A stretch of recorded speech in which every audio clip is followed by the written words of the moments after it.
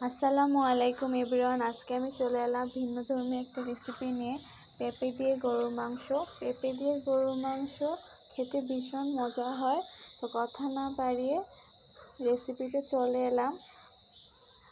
প্রথমে পেঁপেটা কষানোর জন্য এর মধ্যে পেঁয়াজ কুচি, আদা রসুন বাটা, জিরার গুঁড়া, লবণ, হলুদের গুঁড়া, মরিচের গুঁড়া দিয়ে কষিয়ে নিব।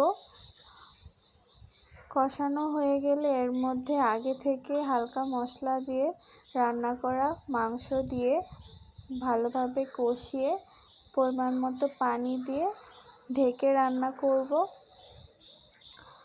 পেঁপে যখন সিদ্ধ হয়ে আসবে এবং তরকারিটাও মাখা মাখা হয়ে আসবে তখন নামিয়ে নিব। তৈরি হয়ে গেল আমার ভীষণ মজাদার একটা ভিন্নধর্মী রান্না।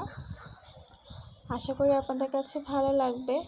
কমেন্ট করে জানাতে ভুলবেন না আপনাদের কাছে কেমন লাগলো, এবং ভালো লাগলে লাইক, কমেন্ট অ্যান্ড শেয়ার করেন। আল্লাহ হাফেজ।